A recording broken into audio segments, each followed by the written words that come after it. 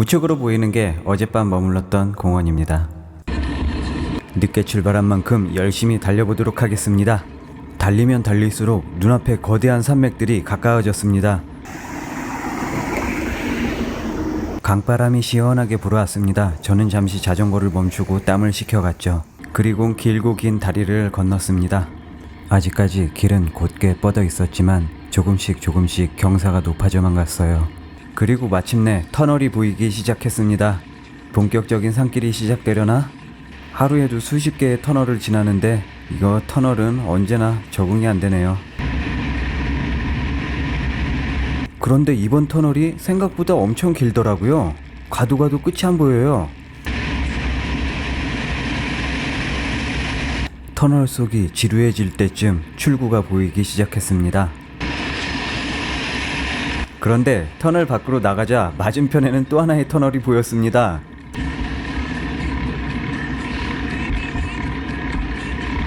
저는 마음을 단디 먹었습니다. 드디어 군마의 산길이 시작되는구나. 그렇게 몇 개의 산을 넘자 드디어 내리막길이 펼쳐졌습니다.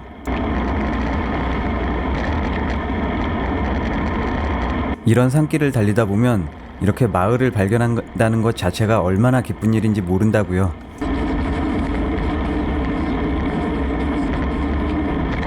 기껏 마을에 도착했지만 마을에는 슈퍼는커녕 아무것도, 심지어 편의점 하나도 보이지 않았습니다. 그리고 마침내 미친외끼가 나왔는데요. 이곳은 규모가 너무 작아서 뭔가 식사를 하기에는 좀 부적합했어요. 그래서 화장실만 이용하고 바로 자리를 떴습니다.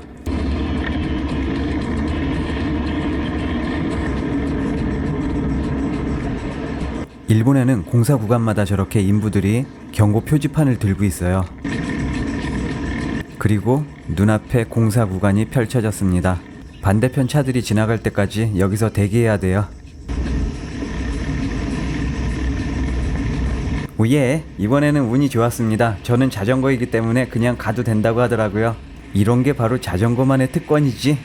터널 내부에 조명등을 교체하는 공사였나 본데요. 생각보다는 규모가 엄청났습니다. 이렇게 어딜 가나 사람들이 굉장히 많아요. 인부들이 많다는 건 그만큼 더 안전하고 여유롭게 작업을 할 수 있다는 거죠. 위에 보시면 인부들이 터널에 크랙이 있는지 저렇게 후레쉬로 하나하나 살펴보고 있죠. 역시나 지진이 많은 나라다 보니 안전에는 타협이 없군요. 그리고 길기만 했던 터널을 드디어 빠져나왔어요. 조금 더 가다 보니 또다시 공사 구간이 나왔습니다. 이번에는 차량 흐름에 방해가 되지 않게 저는 인도로 달렸어요. 한번 인도로 내려서자 다시 차도로 내려가는 게 일이네요. 그렇게 오전 내내 산길을 헤매다가 드디어 조그마한 마을에 도착했어요. 배가 고프네요. 뭘 좀 먹어야겠어요. 오늘 점심은 여기서 먹습니다. 일본 내 식당의 30에서 40% 정도는 이런 식권 자판기가 있습니다.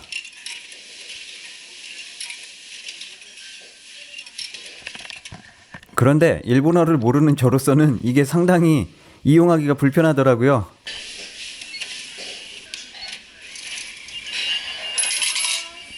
한참 동안 기계와 싸우다 겨우 식권을 뽑아냈습니다. 그리고 돌아오면서 살짝 주방을 봤더니 굉장히 깔끔하고 청결했어요. 마침내 주문한 라면이 나왔습니다. 먹을만 했어요. 양도 푸짐하고. 아이고 얘야, 밥 먹고 바로 달리면 소화 안 된다. 쉬엄쉬엄 가렴. 우리네 자전거 여행자들에게 그따위 말은 얄짤없어요. 무쇠를 씹어먹고도 소화시킬 수 있다고요. 군마를 관통하는 17번 국도는 볼거리는 물론이고 그 난이도며 모든 것이 최고였어요. 아직까지는 군마 산길 초입이라 그런지 마을이 자주자주 나옵니다. 이제 도쿄까지 200km 정도 남았습니다. 오늘 면도를 했어요. 그래서 도쿄에 입성하면 깔끔한 모습을 보여주기 위해서 면도까지 했답니다. 조그마한 강을 따라 신칸센 선로가 달리고 있었는데요. 대부분 신칸센은 저렇게 교각으로 다리로 만들어 놓더라고요. 그게 굉장히 웅장합니다. 그래서 달리다 보면 이렇게 신칸센 선로 아래로 통과할 때가 있는데요. 그럴 때면 이 신칸센이 얼마나 거대한지 한눈에 볼 수 있습니다. 마을을 빠져나와 시골길로 접어설 때쯤 미치노에키가 보였습니다. 뭔가 굉장히 아름다운 곳이었어요. 저는 딱히 소변이 마렵거나 뭔가 먹고 싶은 것도 아니었는데 미치노에키로 향했습니다.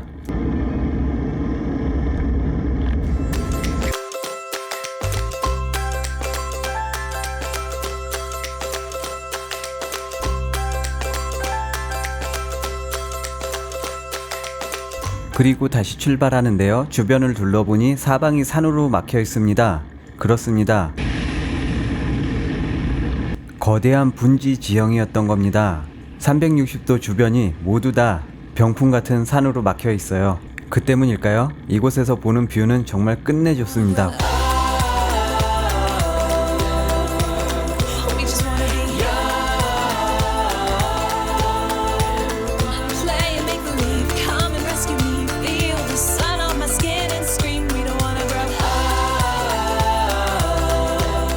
근데 가면 갈수록 길이 험해지기 시작했습니다. 풍경은 말이 필요 없을 정도로 멋있었지만 내 다리는 너무나 찢어질 것만 같았어요. 그렇게 저는 간신히 멈추지 않을 정도로만 달리고 있었습니다. 그 힘들었던 언덕길도 드디어 끝이 보이나 봅니다.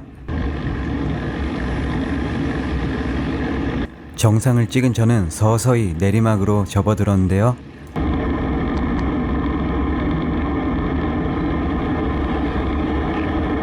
저 멀리 내리막의 끝에는 아름다운 마을이 보였습니다.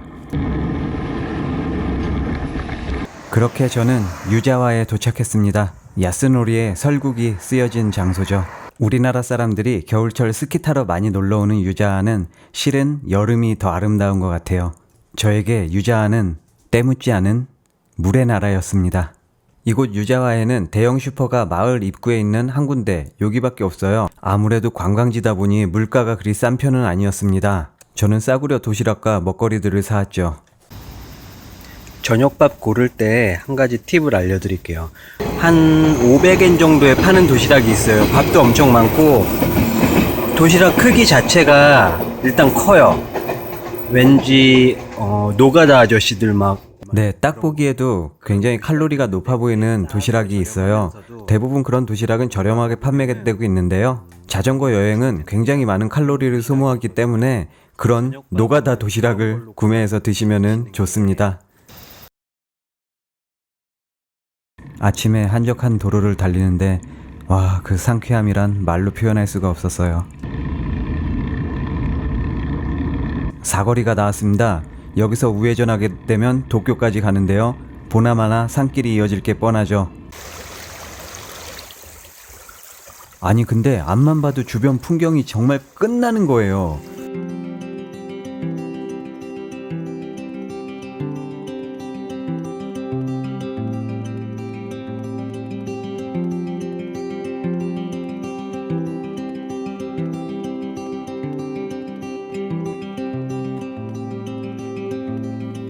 관광 안내판에는 다이겐타 계곡과 유자와 낚시공원 안내판이 걸려 있었어요. 낚시?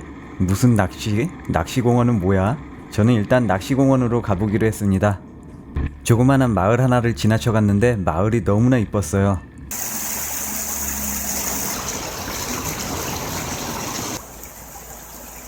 그냥 별거 아닌 평범한 집들이었는데 하나같이 그렇게 이쁘더라고요.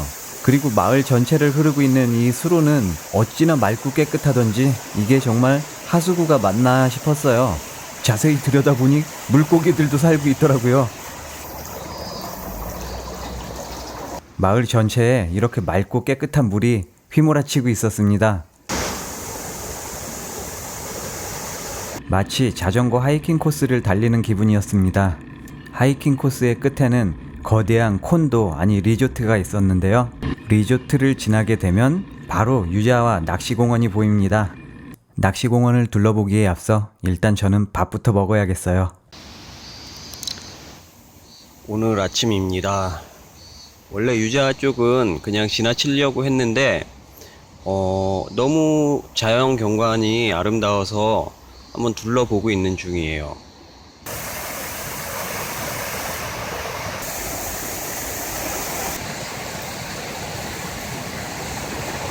그리고 이곳이 바로 유자와 낚시공원입니다. 와, 정말 물이 맑죠? 물속에는 송어들이 한가롭게 논일고 있었어요. 그리고 가는 날이 장날이라고 마침 낚시 대회가 펼쳐지고 있었습니다. I was made to fall in love with you. I was made to fall in love with you. 왔던 길을 되돌아 나갑니다. 이번에 갈 곳은 다이겐타 계곡이에요. 그리고 조그마한 마을이 나왔죠. 마지막으로 뼛속까지 시원한 급경사 다운힐이 펼쳐지고 나서야 다이겐타 호수가 아니 다이겐타 계곡이 눈앞에 펼쳐졌죠.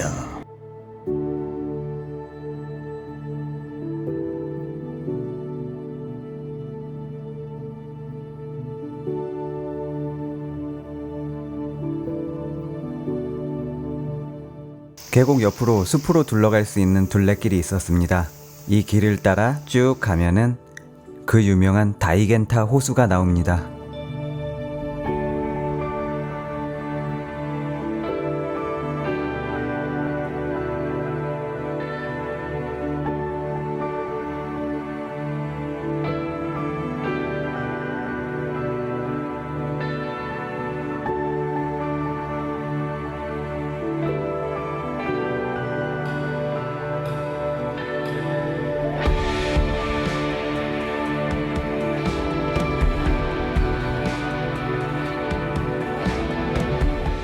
(30분) 정도 걷다 보니 다이겐타 호수가 나왔습니다. 호수에는 팔뚝만한 잉어가 가득했습니다.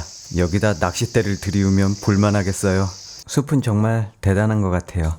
이렇게 물고기들이 주렁주렁 열려있는 나무들도 있고요. 조금만 자세히 관찰해보면 온갖 생명체들이 자라나고 있다고요. 이런 숲 하나가 얼마나 많은 동물을 먹여 살리고 있는지 모르시죠? 그곳에는 상상도 못할 만큼 많은 동물들이 살고 있어요. 낚시공원과 다이겐타 계곡을 둘러보고 나니 꽤나 시간이 흘렀네요. 저는 다시 유자와 시내로 향했습니다. 가는 길에 폐허가 된 신사에 들렸어요. 지금은 사용하지 않는 신당인데 굉장히 멋있지 않나요? 신사 옆에 작은 가정집에서는 염소를 키우고 있었어요.